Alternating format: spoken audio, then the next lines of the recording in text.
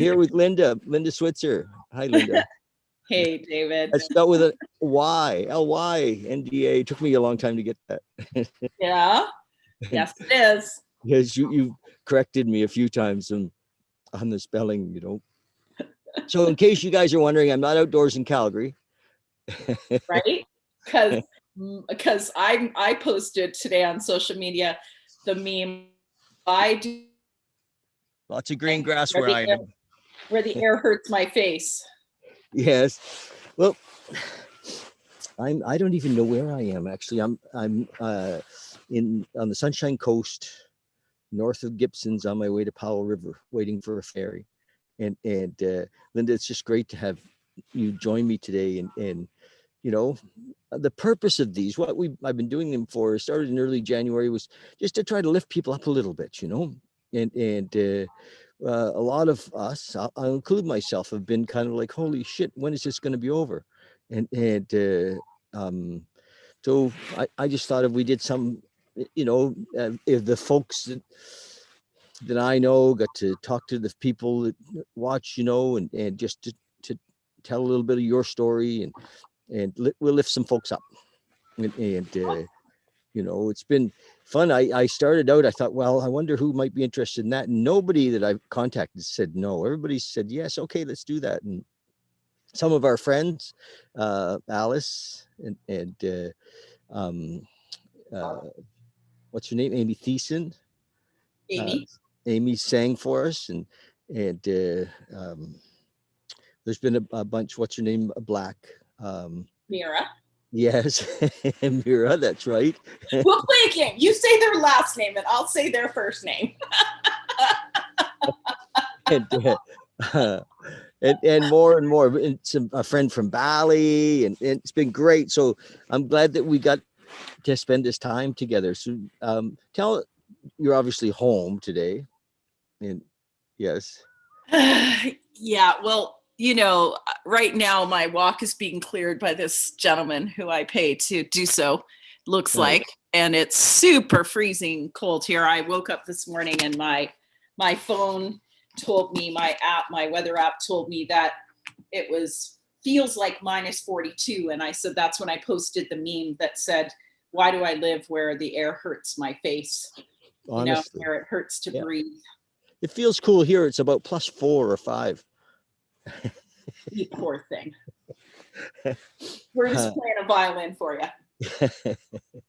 It's fun that you might be interested in the place out here. It's just beautiful. It really is. This is a lot of rainforest, and we're right, in the Gulf. These are kind of the Gulf Islands here, aren't they too? I don't know the name of this area much. I don't know about the geography that much, but it's sure beautiful. Yeah, the islands between Vancouver and Vancouver Island are the Gulf Islands for sure. Yes, and they go north a long way. Yeah, and then it turns into the Queen Charlotte's, I think, if we're doing a geography lesson. But I don't know where you've sailed in here, have you? I have. You were surprised to find out that I love sailing. I'm surprised. Yes, because I was just thinking like 2 hours ago when I was in Gibson's Landing on the wharf, and I was thinking, okay, I'm going to post, who do we know that loves to sail? Literally. And because I want to find some sailing friends, and I love to sail, and I need to put it out there because, I want a deep water sail, like really where you don't see the land for 5-10 days, Oh, wow. That's courageous. Nothing in a bigger boat. When did you start sailing? I had moved I'm not an original Albertan. I'm from Ontario. So I grew up on and near the water, near the St. Lawrence, where my parents are, speaking of my parents, who are doing well. They survived, of course, COVID, which is a good news story. Yes. I remember that last time we talked, you were pretty concerned, and your mom was coming through like a trooper. It was a big deal. And I really think that 2 things got them through. Certainly not the healthcare system. If I have some disparaging things probably to say about that would offend people, but my parents have strong faith, and they have a tremendous bond. And so when my dad, according to my mom, and I could hear it in her tone, even though it was a text she sent me the day she said, Papa says we're going to be okay. And I don't know why she called them Papa to me, because I never called them that, but the grandkids, I guess, because Yeah. that's all their world. And so anyway, I think that him saying that and having the confidence like that and leading like that was reassuring to her. And then the way that they support each other. And it was really a blessing that my mom was about 5 days ahead of my dad in the process, because by the time my dad had the worst of it, my mom was well enough to take care of him. And Wow. of course, my absolute sweetheart of a best friend from high school, Denise, brought them food. And she's just an amazing cook and puts so much love into her cooking. And she felt so helpless, that she said that anything that she could do to help that made her feel less helpless was she was down for it. And so she would bring food to them that she had made. And my mom just kept putting it in the freezer because, they were so ill, they couldn't actually eat. But afterward, Yeah. I got the word from my mom, because we talked about this, about how that had been for her. And here is what she said. When my girlfriend brought the food over, she would put it by the door and ring the bell. And then she would retreat onto the driveway. And they live on an acreage, something like out at Springbank in a really big open area, and lots of trees and stuff like that. And so they have a huge driveway, and she would go back to her car and stand by her car, outside of her car, and wait to see somebody, mom or dad, come to the door, and to look each other in the eyes and to smile and to wave.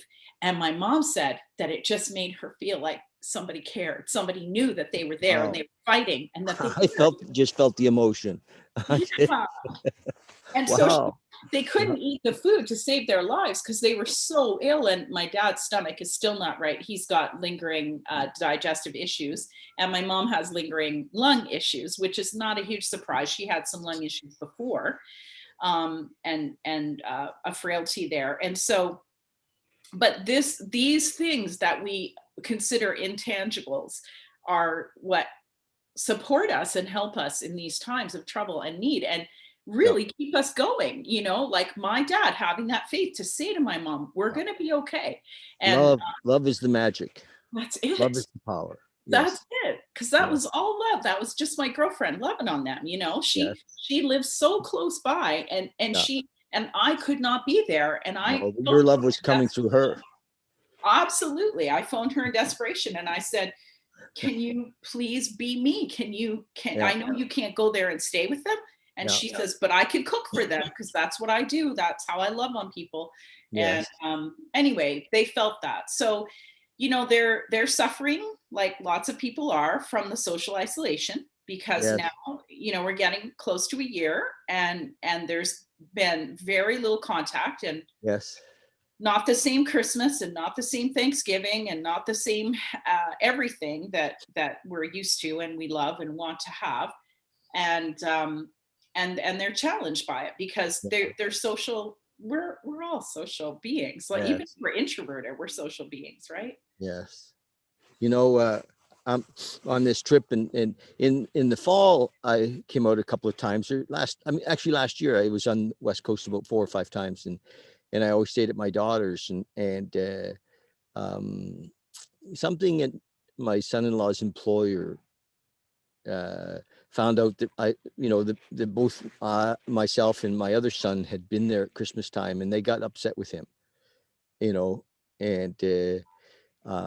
suggested that he don't have company coming and staying at his house, and so I'm on this trip, and for the first time I couldn't go and visit with them, and that was hard.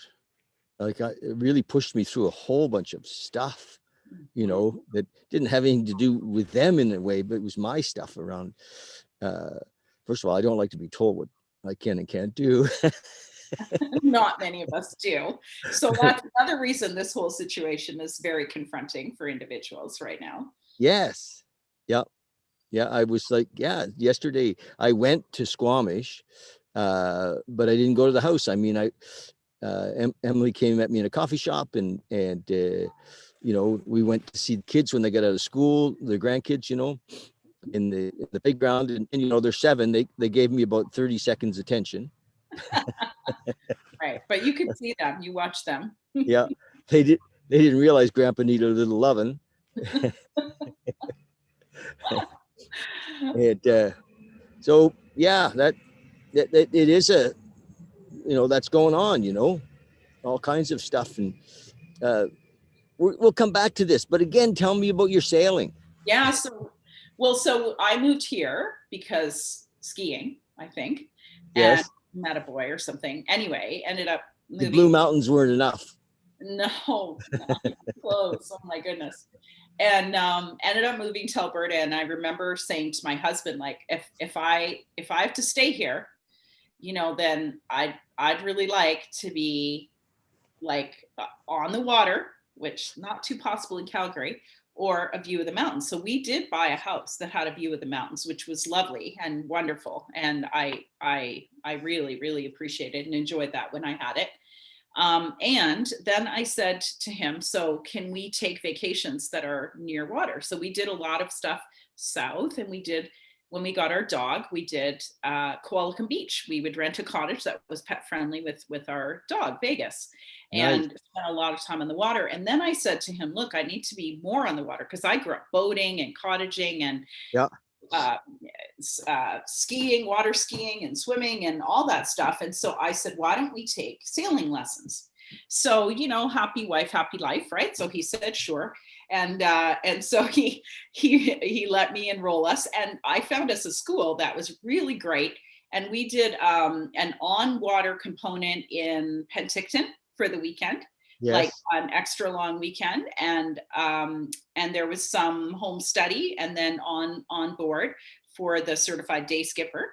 So we did that, and then we did our coastal nav courses by going to the U of C. I don't know how many months, in once a week, and tons of charting and graphs and calculations and plotting and all the manuals and how to read the tide tables and current tables and all that stuff.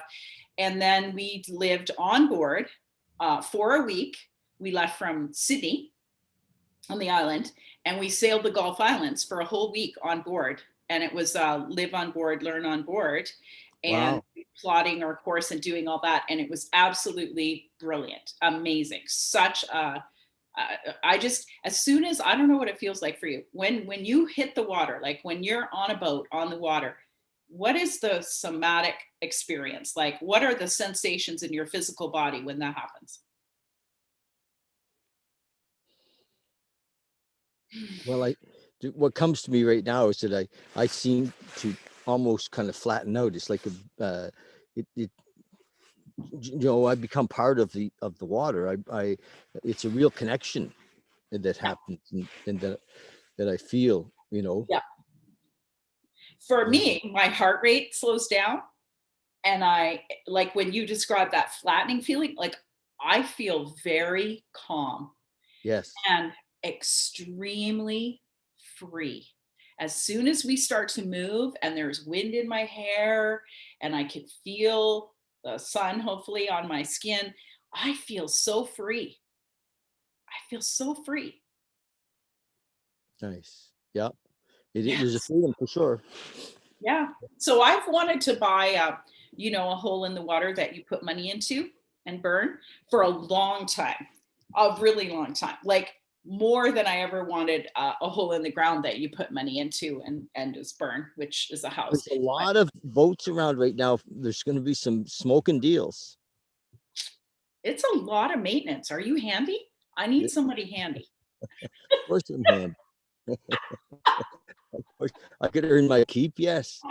Okay. Okay. Because you got to be handy. If you're going to own a boat, you got to be handy. You got to be Well, very, and there's very. tons of there's a lot of boats around. A lot of people are downsizing their lives, you know, and Right. there's going to be a lot of that. Hey, have you uh, so have you got any formal training? No, no, I sailed as a kid, and I've sailed some in my adult life, and I don't have formal training, but that would be the next step. I almost did in Sydney. I was going to go, um, with David Holloway and a couple of guys, and it just didn't come together for me. And he went, and but no, I don't have formal training. I mean, no, I know my way around the boat pretty well. You know, Right. I know the starboard side. You know, I know where we're going. You know, but I don't know. I might be a liability in the beginning, but I'm a quick learner. Oh my gosh. Have you ever sailed around Calgary? No, Okay. no, that's not true. That's not true. No, years ago, yes, I did. I've sailed the Glenmore Reservoir, but you know Okay. that doesn't count really, does it? Oh yeah, it does. Hold on. Why not? Well, it's just so small. Okay, so it is small. However, what is great about the Glenmore Reservoir is you learn some mad skills because the wind that funnels down that corridor Yes, can be intense. yes, And also, just like the weather in Calgary, they say wait 5 minutes, it'll yeah, change. You don't yeah, like it?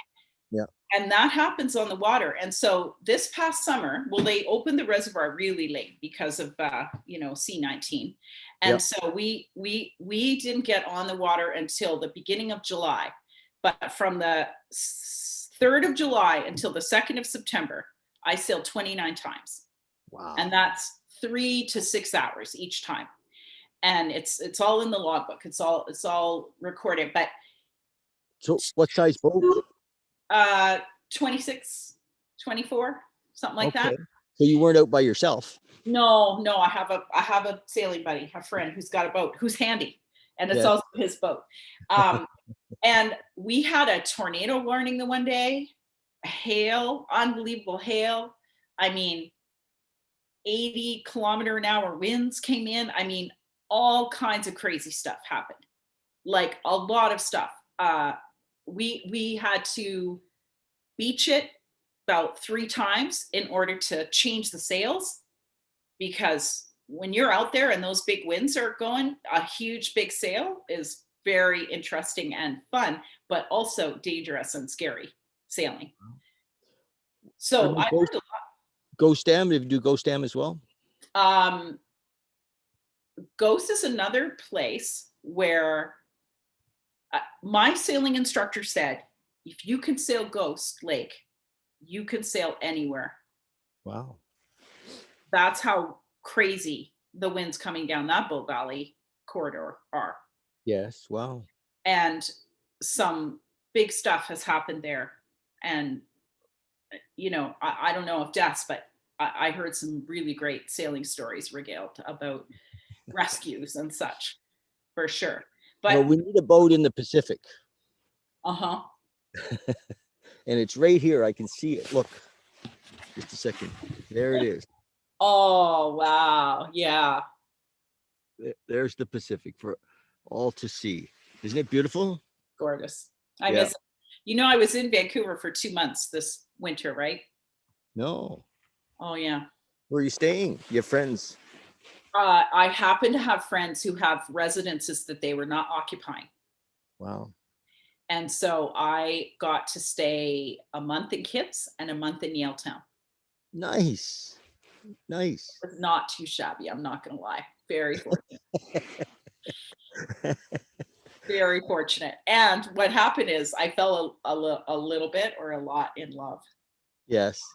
Well, I just left there this morning. It was so gorgeous. I was there the last 3 nights at a friend's place, and just up off of Broadway and Spruce area. Oh yeah. So you yeah, were in Kits? yeah, really Mm-hmm. close to Kits. I don't know if we'd still call that Kits, but it's very close.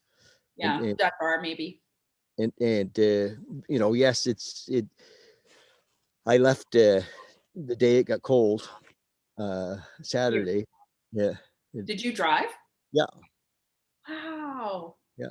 Yeah. I drove them one day and How are the roads? stayed up late. Oh, fine for me. I never, I got a little Ford Escape and good winter tires and I just, fly and they were fine. It's kind of, I don't really give it much thought, just, I'm just, yeah, in the zone and and was happy to be. As soon as I got to past Revelstoke, right, it's we're in another world, and starting to green up, and it's good from there, you know. Yeah. Yeah. It was the only tough thing I think was I like to go through Cache Creek and down the old number one, and Mm-hmm. uh, and it was raining and dark, and Mm-hmm. that was a little testy, you know, more than the snowy covered roads in the daytime, the Huh. dark and the rain, and Wow.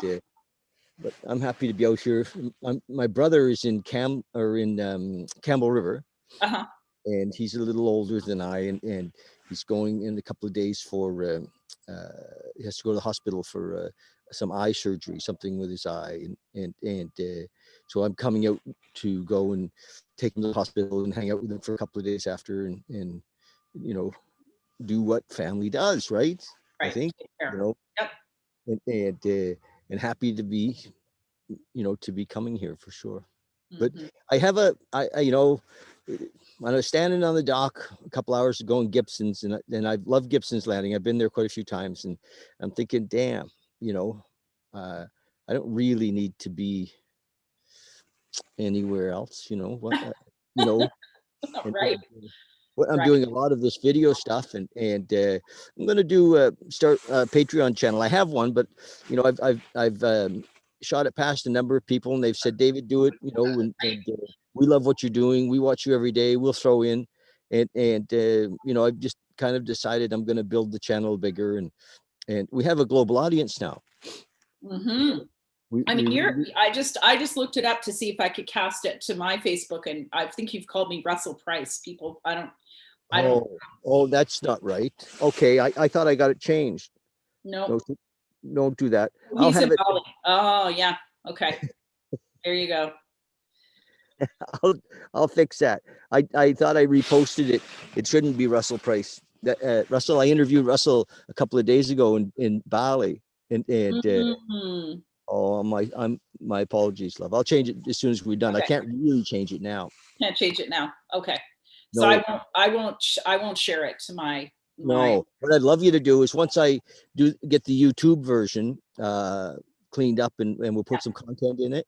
Yeah. Maybe you can send me a bio and a few things, Yeah. and You know what? I've got my bio and everything, and my links all good, because I'm teaching at a nonviolent communication conference this year. Again, it's my third year doing it, actually. So it's yeah, been usually traditionally the Alberta Nonviolent Communication Conference, but this year they're calling it Rocky Mountain, and it's got a very long name. It sounds very prestigious, but what's great about C19 and everything online is what you said, we'll have an international world audience now, because people can come, and we've got 10 trainers. So I'll be there teaching 2 classes. It goes Saturday and Sunday, and yes, beginning of April, that's what I was grabbing my phone for when you first went live. I went to get my phone to grab it to see the calendar. So April 10th and 11th are the dates for that. And I'll be teaching a couple of workshops, one each day. Uh, yes. yeah, so I was working on those workshops today earlier, reading Marshall Rosenberg's Nonviolent Communication, Language of Compassion book. I was watching, he's got so many YouTube videos as well, lots of them. And I watch those all the time. And anyway, so yeah, so I've been focused on that. Nice. Well, And the, as soon as you can send me that, because I'll have this up and ready on YouTube in okay, an hour after we yeah, finish, and awesome. Yeah, I can just send it to you. And and then I'll post also it. working on, where I'm still teaching Tantra. I say I'm still teaching it. I've just been doing private things for people when it was allowed, when Yes, we could do some things, and also doing things online for couples. And so it's Valentine's Day. And of course, I don't know if you know this, but I think Valentine's was my very first ever tantric puja, or guided tantric journey, or celebration, or whatever you want to call it, ceremony that I led. yes. And so this is our anniversary of it. And I kept waiting. I had so much resistance, you know, and I know I watch a lot of your videos, and I see you process yourself through your emotions like you did today. I saw most of the one from earlier as well. Okay. And yeah, about your family upset. I think it's your therapy, David. I think this medium is your therapy. I figured that out. From watching that was my conclusion.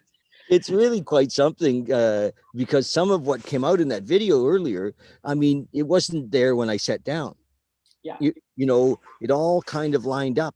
I've been going through it for almost 24 hours, and maybe, well, I've been going through it maybe for 3 or 4 days, and on my way driving out here, and but then yesterday to go out there and actually, you know, not be able to go to the house and all of that, it just became so real, and it has nothing to do with her. I mean, we had coffee, and I said, honey, what your decision is super. It's good. You know, this is just bringing stuff up from my, you know, it's locked in, you know, on a cellular level, and you know, in my lower back, I think. Wherever, you know what I mean? That's what just came, that it feels like that's kind of where it is. Um, and, and, and I was in a bit of an altered state all night, in and out, and lots of, I've been listening to a fellow lately. His name is Andrew Huberman, PhD. And he's a scientist from Stanford. Mm-hmm. And he's got some great podcasts around moving energy and moving emotion and using the breath. But this guy is Andrew. Last name is Huberman, and really, he's a neurophysicist. You know, all about the brain, and and all of it ties together with the emotional, spiritual work I've been doing in the 12 steps. You know, it isn't foreign. They're just kind of now figuring out how it actually works in the brain, you know. And of course, we didn't have the language for most, you know, for the last 3,000 years. So we made it all about spirituality, and I've shifted a lot. I really recognize that God, if you will, is not separate. That we're in it. This is it. We are that. You know, you know, except we have the ability to think and to create and to really do whatever the hell we want. You know, but so much of it has been restricted by our traumatic view of the world, you know, looking through the screen of fear. And Which lens are you using today? You put on the love glasses or the fear glasses, and it's gonna definitely impact what you see, well, right? yes, and some of it, I mean, most of us have been so unaware, myself included, most of my life, that I didn't know, you know, and that I was looking, that fear was, even if it wasn't really obvious at the front, it was there, you know, and so like things like this trip, you know, I mean, I went right into it. I didn't. There was part of me that said, "Oh, I shouldn't even go out there," you know, you know, and I said, "No, no, let's just go and be in it. Let's feel it. Let's move forward. Let's not, you know." And so it was beautiful. Yeah, And yeah. I mean, sometimes, and I've posted this in my social media too. Like, who's driving the bus, right? Who's driving your bus today? Love or fear? yeah, And same idea. well, But love is tantra. Love is tantra. Love says yes. yeah, it's really fast. So speaking of that, and speaking of the physiological stuff that you were describing about being, you know, holding the pain, and I'm sure you've read The Body Keeps the Score, right? If you haven't, you want to. Body keeps the score. The Body Keeps the Score. Yeah. No, And so who's that talking, by? um, I knew you'd ask me that. Vander Leek or something. It's like a name I have a hard time pronouncing. And long. And so you know, we could put that in the comments or something. But the Okay. Body Keeps the Score, which talks about how what you said, when it's like in my spine and my lower back or wherever. Yeah. So talking about, oh, that's a great view. I love that. Thank you.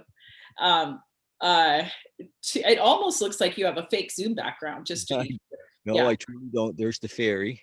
You right. know, when Oh the fairy my comes God. in. But no, isn't it beautiful? So beautiful. I'm so envious.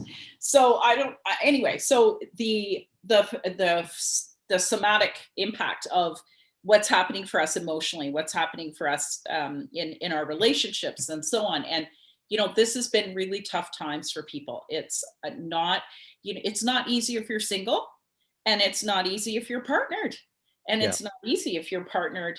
Even if you have a healthy, strong, good relationship, what if you don't have one? What if there's an addict in the house? What if there's abuse? What if there's domestic violence?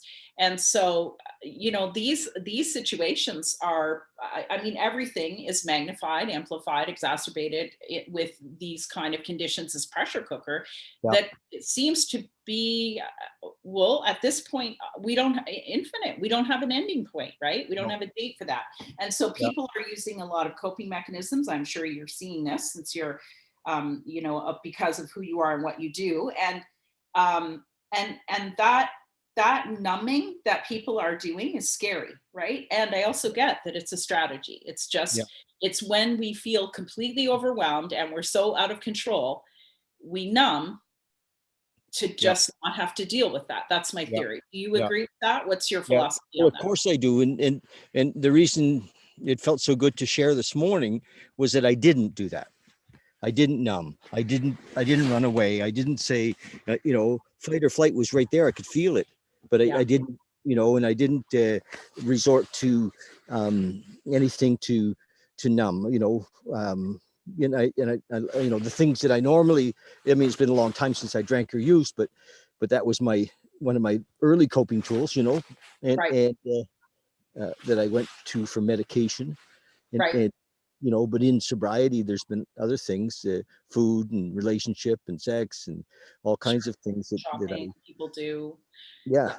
Lots of things. Absolutely. Television, my telephone. Oh, I might have that telephone addiction. So I'm super impacted this week. My attitude, my brightness, like when you originally asked me to do the interview, I was a heck yes to it, but I was not in a good place. And I wasn't able to really pull it together to do something like this. And I had no idea. Here's the thing. I had no idea that deciding to do a Tantric Valentine's date night for couples would change how I feel. And when I wake up in the morning, that I'm excited to jump out of bed, can't wait for my feet to hit the floor and get onto my to-do list of all the things that need to go in place. And even though, Rob and I have been talking about it for months, I mean, he's so patient. The man is a saint. He's so sweet. I said to him about 3 or 4 weeks ago, so do you want to do an online tantric event with me? And he goes, yes, Lynda. I said, when do you want to do it? He said, 2 months ago when you asked me the last time, or maybe 2 months before that when you asked me before that. And then I just went, ooh. And I think I didn't even have the realization that I'd been asking him for a long time if he would co-facilitate it with me, like we used to do back, in the before times. And he was always saying yes. He's never said no. And we even spent hours when I was in Vancouver in November and December. We spent hours online doing all kinds of tech stuff, figuring out the music and about the rooms and like all kinds of stuff. And we were so ready to do it. And then I don't know what happened to me, and I just shrunk back. And part of it too was that at first we were ready. We had an event set to go in the fall, and I was going to come back from Vancouver, and we were going to do it live because I had a huge space rented where we could create physical distancing between the groups. The couples would stay together. They'd be masked if they moved to go to the washroom. One, family cohort in the washroom, like all these rules in place, like every single thing that AHS would have possibly needed to conform, and everything ready to go. And boom, got shut down again. Right as I was about to commit to the contract for the rental place, when I had everything written up, all ready to close, slam shut. And I think I just felt discouraged. I felt often very hopeless, helpless, discouraged. And I just wanted to take my ball and go home. You know, I didn't want to play anymore. Understandable. Yeah, understandable. Right. And I think I'm by no means alone. And also that doesn't make me feel better. That's right. Yeah. We can't compare, can we? You know, we can't compare. It's funny that the mind, my mind, wants to compare when awareness has come in, or something melts like this week, and the mind says, yeah, but other guys got this so long before you. And I'm like, shut up. Just shut up. I just got the memo.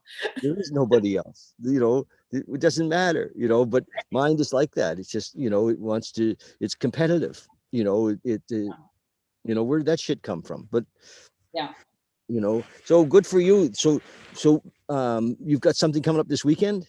Yeah. So Sunday night, we're doing a guided tantric journey, a date night for couples. And Rob and I will co-facilitate it like we've done live dozens of times. Yep. And I have attended or facilitated close to 150 of these kinds of ceremonies. Wow. Is that amazing? Yeah, that's awesome. Yes. Over almost a decade. Yeah. So that's a tremendous number of experiences like this. And I feel so enthusiastic and passionate now. Well, it's important for you, but it's important for the people who come that you do this.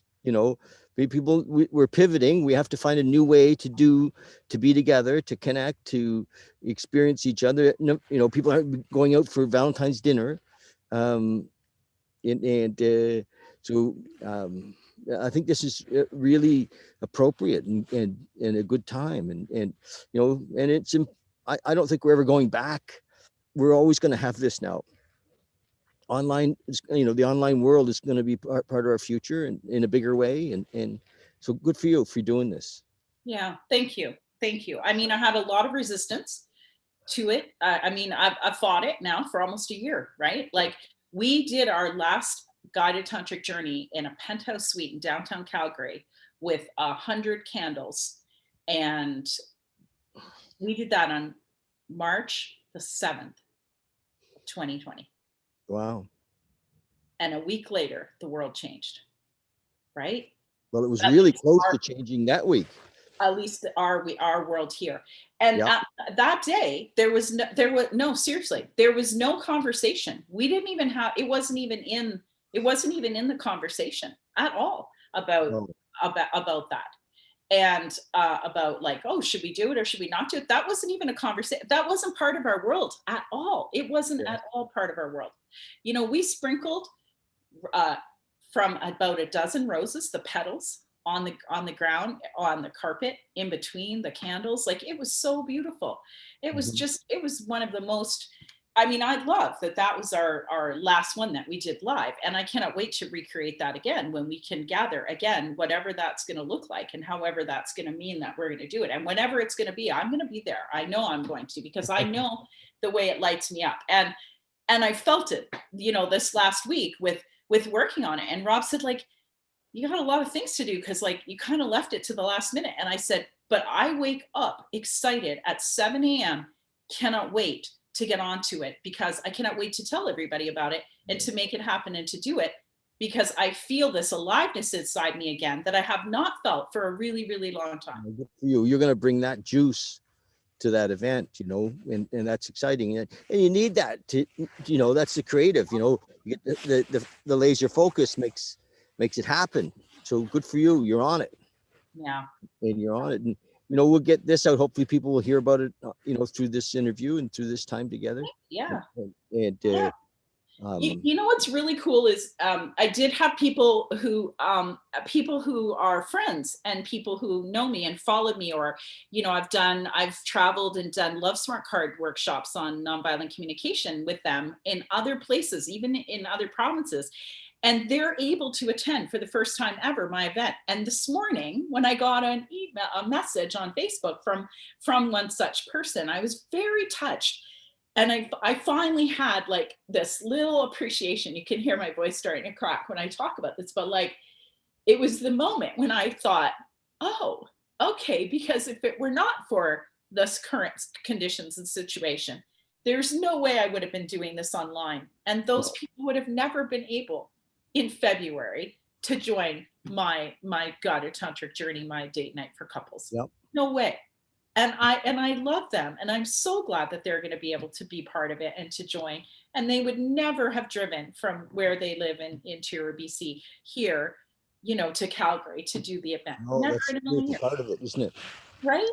Yes, that's awesome. Well, Yeah. I'm happy for you. You look over my shoulder. Can you see the ferry coming? Oh no, I can. It the distance is a little out of focus. It's a little white, a little Yes, overexposed. it's coming. I can see it. It's right there. It's in the sunshine. It looks so great. Looks awesome. So this is not like the Tawasit ferry terminal. This is a very small little ferry. Oh yeah, yeah. There's only like this ferry comes here 4 times a day. How many vehicles fit on it? I don't know, but it's a good sized ferry. Oh, it is. Oh yeah, it's like it looks like it has multiple floors, and I didn't realize. I thought it was just going to be a little like a river ferry, you know, that runs every half an hour, 40 minutes. My girlfriend told me that the new rules are on the ferry, you have to stay in your vehicle, which is really a mind bender because Hasn't been the ferry from Horseshoe Bay to Gibson's. Everybody was upstairs. Oh, they were. Yeah, and there were no announcements. Stay in your car. Nothing like that. Really? Oh, that's new then. Because when she went, she said that she didn't go to the island, mind you, but I thought that she went to Gibson's. She said that they had to stay in their cars because the COVID rules, unless you were. A couple of times I was on the ferry this summer on my motorcycle, and I walked on once from Nanaimo, and that they were saying to stay in the car, but lots of people weren't. Oh, okay. Okay. Saying that it was certainly a possibility, but right. But well, I loved it in BC. I love it there. I haven't spent time in Gibson, so I would like to go to the Sunshine Coast. I've not seen that, and I'm seriously contemplating a move to just try Vancouver for a year. Yes. See how I'd like all the rain and stuff. But I mean, I was there through 3/4 of December, all of November, and the last week of October.